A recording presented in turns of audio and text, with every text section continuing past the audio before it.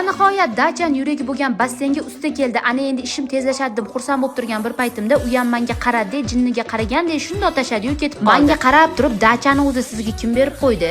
O'zi yurg'izishni bilasizmi? Basseynni tushunasizmi? Men sizga mo'ykachi emas, ustaman deb to'ng'ir qilib eshikni yopdi-yu ketdi. Boshida birinchi tushunmadim nima deyapti, qanaqa mo'ykachi, qanaqa usta deb qarab qovurdim. Keyin ikkinchi usta keldi. Opa shuni tozalab, yaxshilab yuvib bersangiz, keyin biz tuzatib yuboramiz. U ham shunaqa demoqchi bo'lganda edi. Shuni usta bo'lmasa ham, mo'ykachi bo'lmasa ham, lekin odamga o'xshab muomala madaniyati bilan tushuntirsa bo'ladi. Hamma inson ham, ayol kishi bo'lsa ham, erkak kishi bo'lsa ham onasining qornidan hamma narsani bilib, o'rganib tushmaydi-yu. Shunaqa qilish kerak. Sinimsa, men bir pasda qo'rib turganlikda tozalab yuvib bermayman. Hamma joydan qo'limdan kelgancha ekonom qilib, pulni ko'p sarflamasdan, qancha foydaga, qancha zararga kiraman, oldin hisob-kitob qilib olay deb avaylagan pullarim ham bir bo'ldi.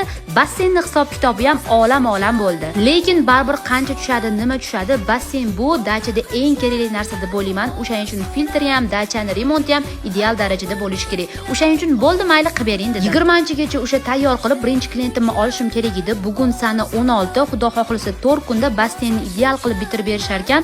Men bo'lsa menimcha 21 va 22-da o'sha birinchi klientimni qo'ysam kerak. O'zimni chaqqongina va baqvatgina vileda shababralarim bilan zinalarimni, darvozalarimni va brushatkalarimni uyda artardim. Endi bo'lsa dachaga yetib kelib, basseynni ham ko'pirtirib yurishimga yordam berdi. Basseynni bo'shatib yuvib qo'ydim, do poslesini ko'rsanglar bo'ladi.